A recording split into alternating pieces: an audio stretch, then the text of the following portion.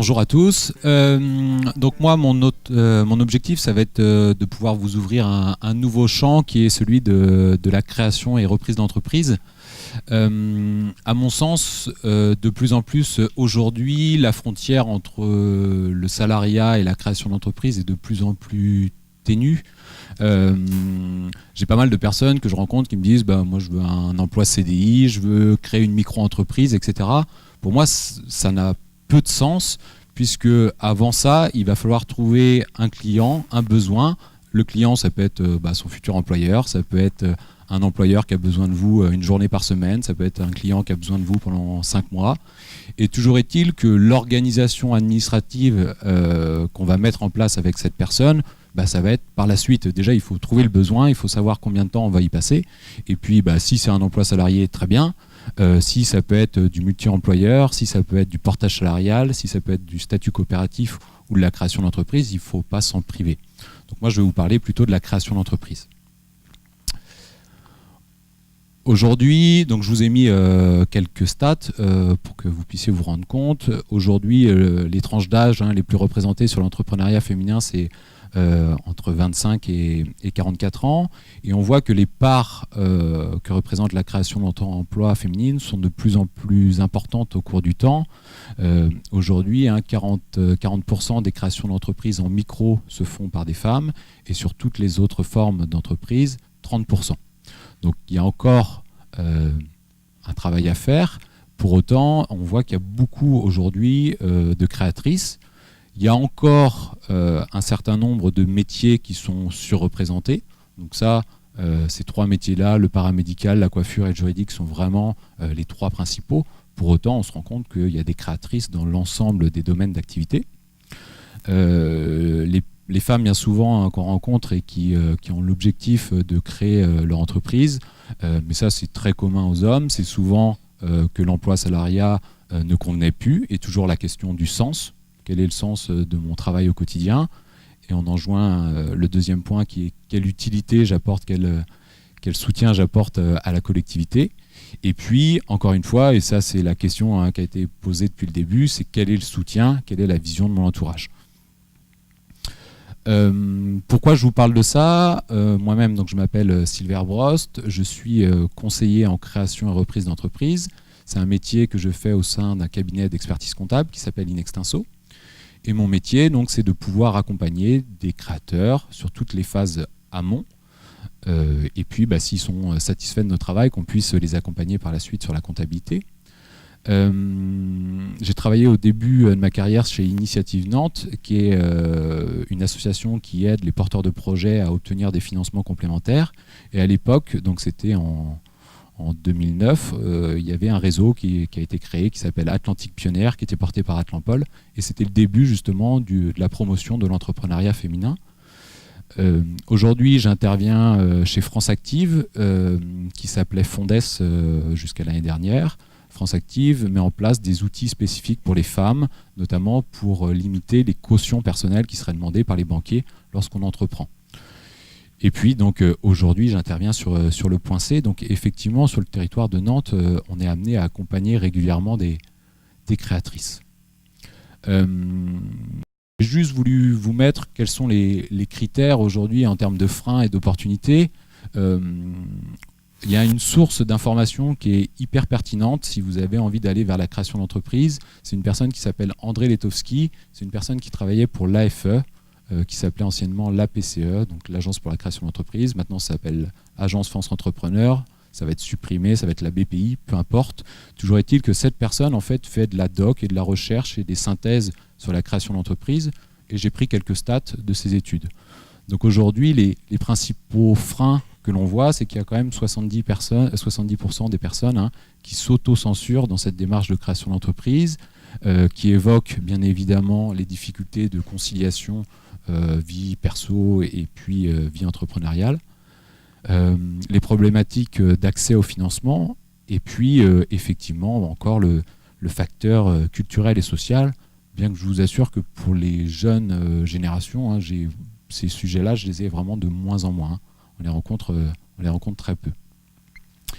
Et puis, les raisons qui poussent les personnes à aller vers la création d'entreprise, c'est se dépasser, se réaliser, trouver du sens, hein, ça on l'a dit.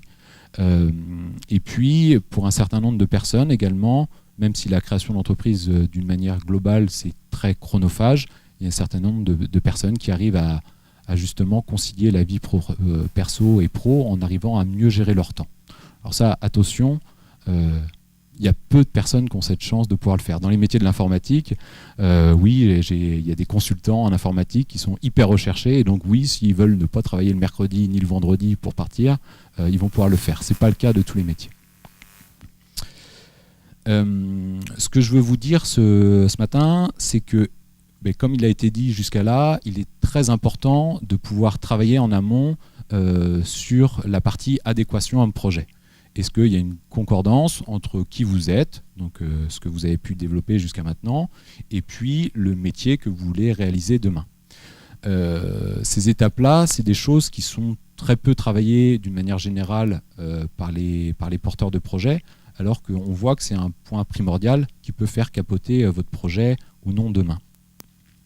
Ce qu'il existe et ce qui se développe de plus en plus, c'est ce qu'on appelle des bilans entrepreneuriaux, qui sont l'équivalent en fait de bilans de compétences pour de la recherche d'emploi, qui vont vous faire travailler sur moi et mon expérience. Est-ce qu'aujourd'hui j'ai la compétence commerciale, la compétence technique, la compétence managériale et la compétence de gestion, ou non, il faut que je retourne à la case formation.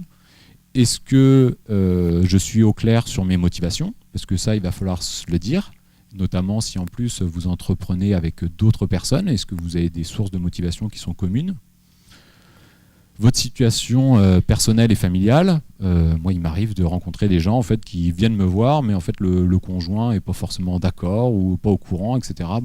C'est plié, il faut déjà résoudre ce sujet-là avant d'avancer.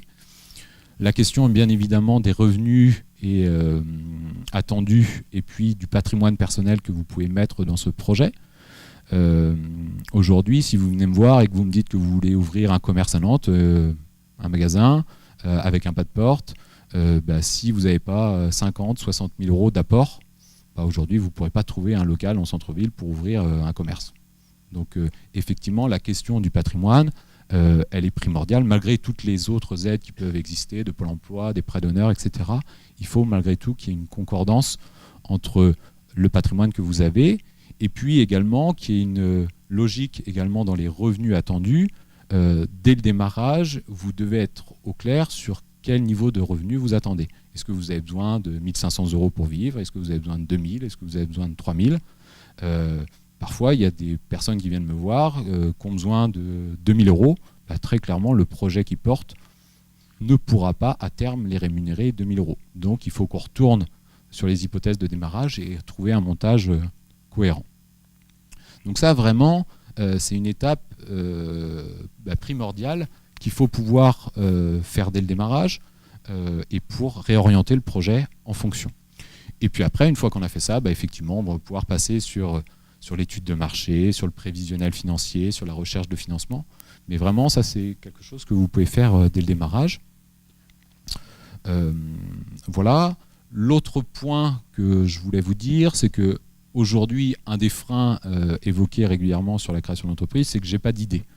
Pour moi encore, ça, c'est plus ou moins un non-sujet. Des idées, en fait, il y en a tout un tas de gens qui en ont. Donc potentiellement il suffit de les mettre en place et de les dupliquer. Aujourd'hui il y a beaucoup de gens qu'on accompagne qui sont par exemple sur des projets de franchise. Là il n'y a besoin de rien inventer, justement le process est très cadré et ce qu'on va vous demander c'est de pouvoir dupliquer ce process, etc. Donc ça c'est des possibilités, même si on n'a pas d'idée on peut entreprendre. On aura malgré tout ce lien avec la franchise, donc attention, on n'est pas non plus 100% indépendant, mais dans tous les cas, de toute façon, on ne sera jamais 100% indépendant, on aura toujours un client à satisfaire. Donc ça, c'est les possibilités. L'autre chose également qu'on voit de plus en plus, moi j'accompagne un certain nombre de personnes dans des projets innovants, des startups, etc. Aujourd'hui, on a toujours besoin sur ces projets d'avoir des compétences complémentaires. Et donc là, il y a toujours... par exemple, le professeur Folding qui n'arrête pas d'inventer de nouveaux trucs, mais qui est incapable d'aller sur le marché, de le commercialiser, etc. Donc ça, aujourd'hui, il existe de plus en plus de plateformes de mise en relation pour aller trouver des associés, et puis également les réseaux de la création qui organisent justement des réunions pour se rencontrer entre associés. Donc même si vous ne portez pas l'idée, si vous avez vraiment l'envie d'entreprendre, il existe des moyens d'aller vers ça. Donc voilà vraiment ce que je voulais vous dire. Pour vous donner un ordre d'idée, j'ai regardé les dernières personnes que j'avais accompagnées. Une personne sur la création d'une maison d'édition dans le livre, des agents immobiliers sur la partie vente de maisons, d'appartements, etc.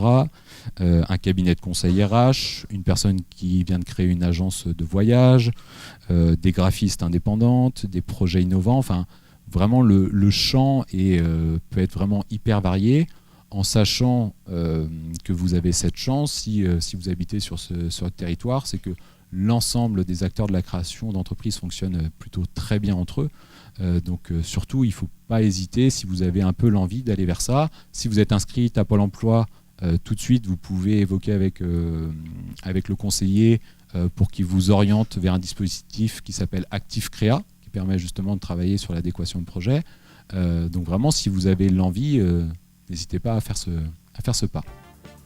Merci à vous.